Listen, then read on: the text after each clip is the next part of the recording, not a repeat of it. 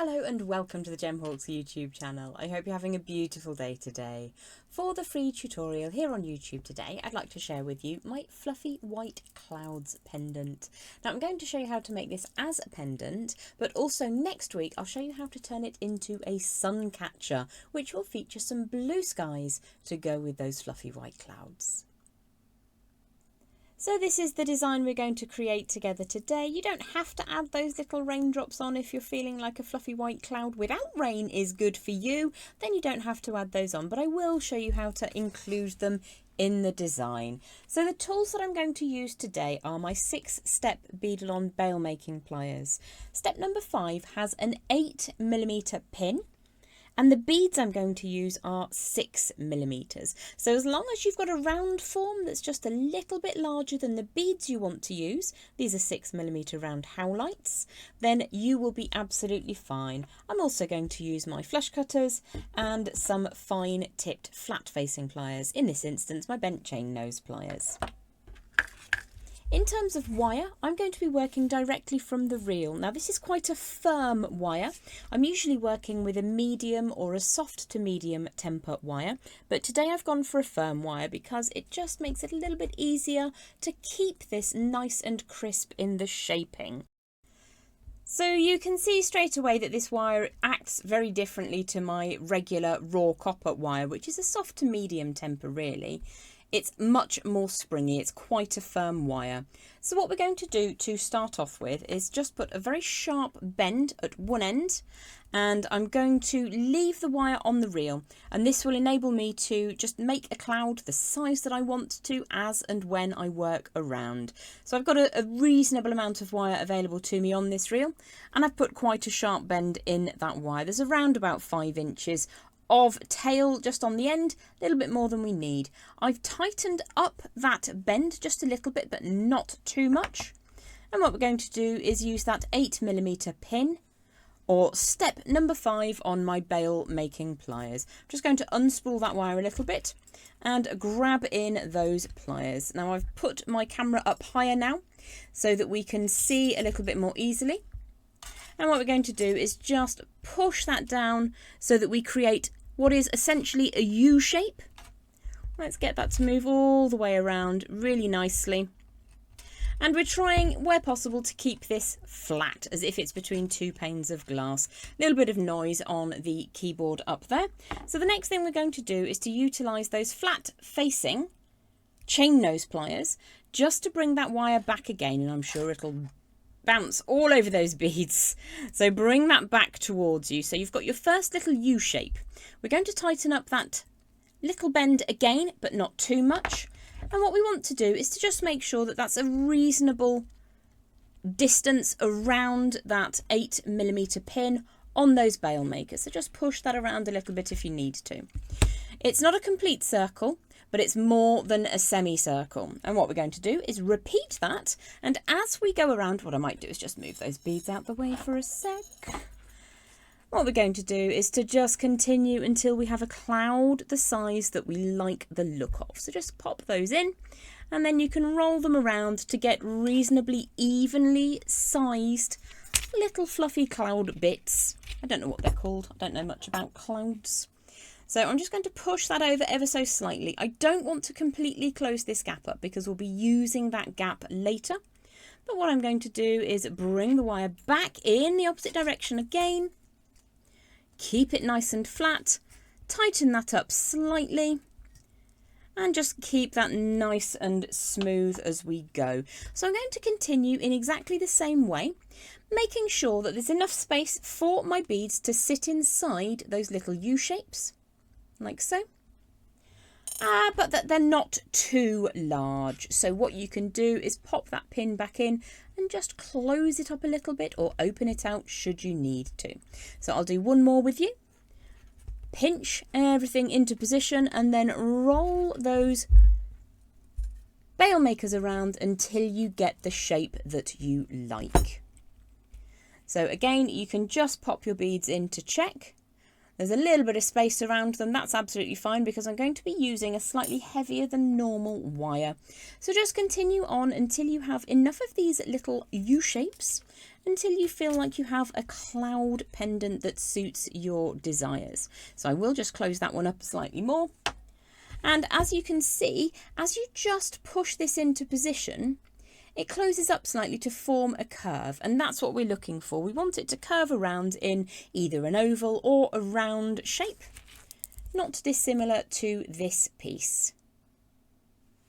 So I've continued around in a vaguely roundish, ovalish shape, and I've still got that 5 or so inch tail at the top there, but I've left that last little U shape sticking out to the side, so it's only about 1/3 of the way around that 8mm pin on my bell making pliers. We'll head back down to the board and I'll show you how to tie this together and then how to add in those lovely little howlite beads.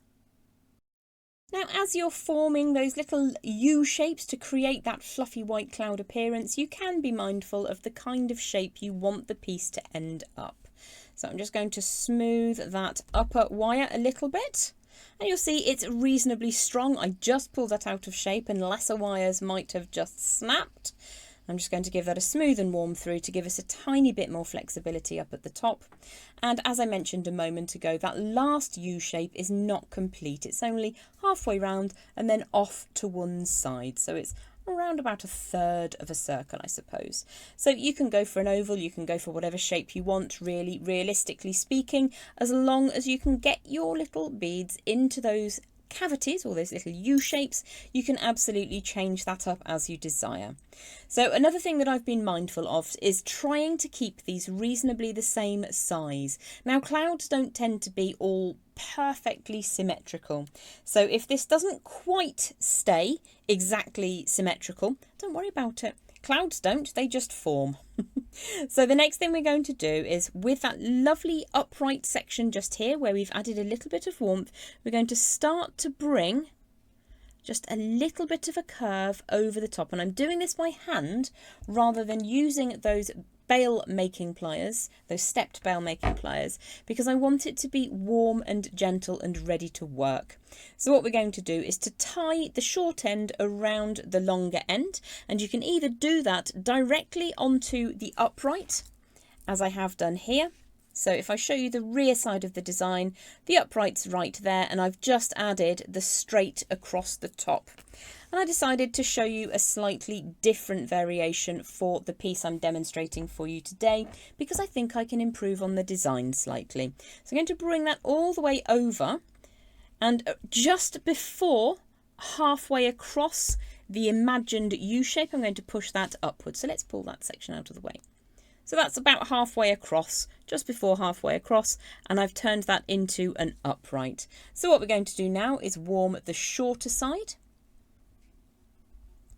And then we're going to draw that around the upright bend. So I need to just make sure that that angle is perfect for what I'm looking to achieve. And I need to try and imagine now this becoming a seamless cloud shape.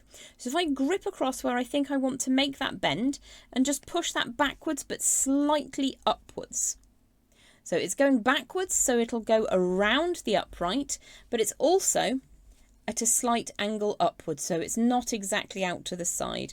And what I'm hoping to achieve here is a seamless finish to the design. So if I grip across both halves of that little U shape, and you may be better off doing this with a straight plier rather than a bent plier, what I'm looking to do is to support both halves of that U shape without squishing anywhere that wire crosses wire. So I'm going to support that and bring the wire around the back, and just make sure that I haven't taken too much away from the wire on the right hand side. So let's see, I'm pretty sure that bead's still going to go in.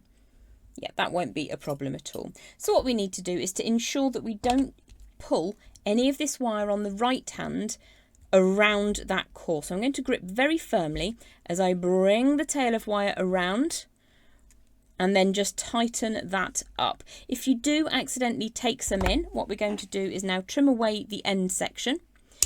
You don't need a huge amount of a number of turns around that core. You just need enough to make it neat and tidy. So once you've added those little rotations on, you can just reverse it slightly if you need to enlarge the wire on the right hand side. What I do need to do is to make sure that that is neat. We don't want any sticky uppy bits. So let's bring that down into position. And then I'm just going to make sure that that sticking up part is sticking up no more. So that's the basis of the cloud itself. And I will be working on this design in the future to integrate a netting design. So that will be coming up in a couple of weeks' time as a fluffy white cloud variation. So we've now got our basic design. If you want to turn this into a pendant, you can equally leave a longer tail just here and use 2 wires to create a fancy bail. I'm going to make it as something to go onto a sun catcher or a piece of wall art. So I'm going to keep the bail very, very simple today. So let me just turn that, make sure that I'm happy with it. You can take a moment to work on the shaping of your cloud. You can make it a little bit more oval as we imagine them to be when we're children, but you can equally leave it round or have a little bit of fun with it. You can also add some little lightning charms or some raindrops, as I'll show you how to do in a couple of minutes' time. So the next thing we're going to do is to use a finer gauge wire to add on our lovely white howlite beads. This is natural howlite. It has no dye on it, and howlite is often used as a fake turquoise, which I think is kind of offensive because natural howlite is really, really pretty. So I'm going to cut around about an 18-inch length of 0.5mm or 24 gauge wire. This is quite springy, and I think I'd much prefer a medium or soft wire for this job, but because I tend to work in raw copper, this is the only silver I have available. So that's again 0.5mm or 24 gauge, and for this size of pendant, which is quite large, I'm going to be working with around an 18-inch length. So I'll just get that cut and ready to go. So I have my finer gauge wire all ready to go, and we're going to start by winding on. Now, one of the reasons I said not to pinch up these little gaps in between the cloud formations too much is because we need to use those for access. So what I'm going to do is to just pass the end of my finer gauge wire over the top of my pendant design, and I'm going to bend around about 1/2 inch over the top, and then we'll wrap 3 times around the right hand side of the first little inverted U shape, or little cloud bubble if you prefer. So if you're left-handed, you can absolutely completely invert this and work in the opposite direction, as long as you put the finer gauge wire over the top of the heavier frame wire. It's going to look really pretty. So I've got a tiny residue, little tail of wire just there, so I'm going to cut that away. Because this wire is springy, it tends to spring up into the camera and microphone. Let's get that little tail away in the scrap pot, and then make sure that your wrapping is neat and tidy. We want that to be invisible as possible. So I'm going to now pop this upside down on the board because I work better from this direction. And I'm going to slide on my first bead onto the far end of this very springy wire. So if your pendant is much smaller than mine, you can absolutely go for a shorter length of wire and it should be a little easier to work with. So at this stage, I'm going to very, very softly form my pendant to fit those beads. And if that means a little tiny bit of just modifying the angles, you can do that by hand, or you can pinch very softly with your pliers. What we're going to do is to take the long tail, no more beads, only 1 bead at a time. I'm going to take that long tail and just pass it down between the first and second bubbles on our cloud, and then I'm going to bring that neatly up inside the first bubble. Let's pull that all the way through. And then I'm going to make sure that I pull that sharply away from the open centre of the cloud. I'm going to move these beads because otherwise it's going to clang every single time I do something. Again, as I mentioned, it's very springy wire. I don't tend to work in a lot of silver colour. What we can do now is very softly close that bend up just a little bit. Allow the wire to sit over the top and grab on your next bead. So I'm going to find the end of my finer wire. Allow one of my beautiful howlites to slide all the way down, ziplining into position, and assess whether or not I need to pinch up that form. And I do need to just pinch it up ever so slightly. bring the tail of wire down between the outside of the frame, where those two bubbles of the cloud appear, and then sharply up inside that bubble that we're working on, where the bead has just landed. Again, sorry for the noises. Draw that all the way through and then over the top. Now I'm going to use my nails just to make sure that those two wires are really close together, and then I'm going to softly close up just here because I've added my bead, and as long as you don't do that too sharply, your 24 gauge or 0.5mm wire will be absolutely fine. If you crush that, you risk actually cutting that wire. So let's not do that. I'm going to do one more with you, and then I'm going to work all the way around. So let's add a nice fluffy white cloud in to this little section. Allow that to zip line down into position. And again, we're taking the connected tail of wire down between the U with the bead in and the next U, and then immediately up the inside. That needs to not be baggy, that needs to be a firm little wrap around the first half, and then we can very softly close that up just a little tiny bit, or you can modify how that sits by hand. And you can see that we're going to work all the way around.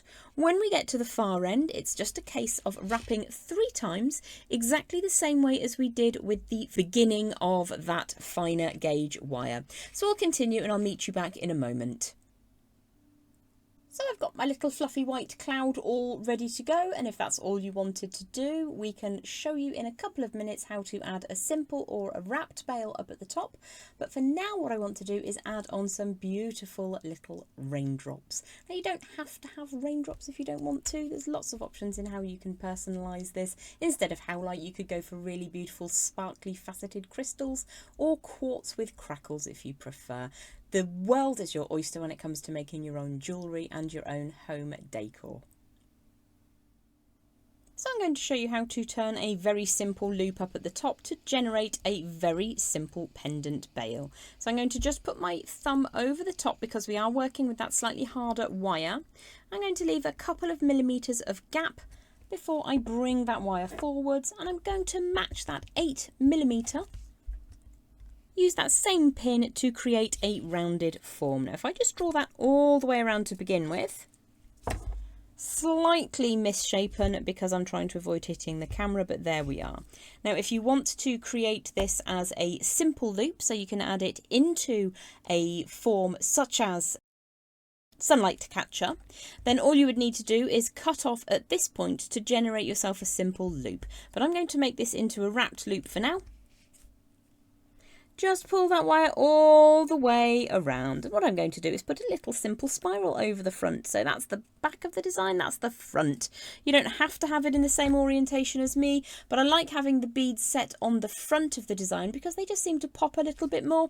If you prefer, you can have them slightly more recessed and smooth looking. When it's in a sunlight catcher, that's likely to spin anyway. So I have around about 1 inch to 1.5 inches of wire on the end there. Let's just trim that down a little bit. Now about 1 inch in length, and we're going to add a small spiral on the end. So grabbing in my standard round nose pliers, I think I'm going to have that coming up and away from the design. You don't have to put spirals on if you don't want to. And yes, I did just accidentally trim a little bit of my finger. So let's push that all the way around very, very slowly, until we get a nice neat spiral that we can push upwards against that wrapped loop.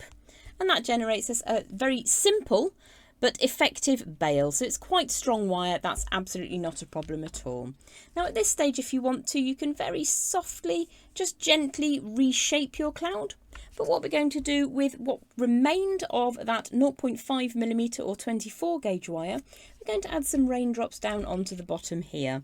So I have got these beautiful iridescent coated crackle quartz, and they just kind of seem reminiscent of drops. So I'm going to find the drill hole, which with my eyes is no joke. Pop that through to around about 1 inch through there. So if I bring the tail of wire up, that's going to be my long drop, and centralise it at the top of the drop. Bring the shorter one over the side. Where they meet in the middle, I'm going to turn an angle, very, very soft angle, just with my finger. And then I'm going to wrap the wire around that neck by hand. Now, because we're working with a slightly heavier wire, I would normally utilise a 0.4 or 26 gauge for wrapping, but today we have an offcut of that slightly heavier wire. It's really good because for a design like this, having a slightly more sturdy wire is really useful. So again, you'll need to make sure that there are no sticky uppy bits, and then you can consider which orientation you'd like to see that. I think I'd like to see that piece of wire, so I'm going to just push that forwards slightly, trim again to around about an inch, and we've got plenty of wire left over from wrapping in those howlites to add multiple raindrops to this design. So I'm going to make a half bend just up at the top of that small drop. I've just seen there's a sticky uppy bit. We don't want the sticky uppy bits, so let's make sure that we contract that little spiral of wire onto that core and very softly just bring it under control. I'm going to wrap over the top, so if it doesn't go to plan, don't worry. And let's add that through one of those loops down at the bottom of the cloud. I'm then just going to bring the wire around by hand. And I'm going to wrap that over the top of the first wrap that we created above that drop shape. So if I bring that all the way around, you can cut it slightly longer if you want to, but I'm just looking to double up on that security. Draw the wire around, and again, if you value your fingertips a little bit more than I do, you can use your pliers to softly bring that tail of wire home. So to complete this design, I will probably add a couple more of those drops along the bottom. So there's the fluffy white clouds pendant that we made together today. It has that wrapped loop up at the top with the small spiral over the surface, just to make that a little bit more pleasing to the eye as a pendant. You could obviously size that down if you wanted to make cute little earrings. You could have one side with some raindrops and the other side with some lightning maybe. One of the joys of making your own jewellery and art is that you have complete control over the creative direction. Another thing I wanted to mention before I leave you today is that this design has got 5 beads dropping down with that beautifully colourfully coated crackle quartz. Now I often try and have odd numbers if I have drop beads from a pendant design, because the eye is naturally drawn to a symmetrical central point. So having an odd number of beads can help you do that. However, just notice that this one's got 4 and I think it looks fine. So what I'm trying to say to you is just go with the flow. Sometimes you can just kind of set out with an idea of how to create something and it can get changed along the way. Don't forget that in next week's video, I'll show you how to create this big surround. You could actually size that down and wear that as a pendant, perhaps not quite this large. And then you can put them together to make a beautifully large suncatcher design. My name is Gem Hawks. This is Gem Hawks Jewellery here on YouTube. Please don't forget to like, subscribe and share the videos from this channel. If you'd like to see any particular content in the future, don't forget you can leave me a comment down below in the comment section and I will endeavour to get to creating something just for you. A subscription really does help the channel be seen by the wider YouTube community, and also do take a look at memberships if you wish to support the channel further. Have a fantastic day and I'll see you soon. Bye for now.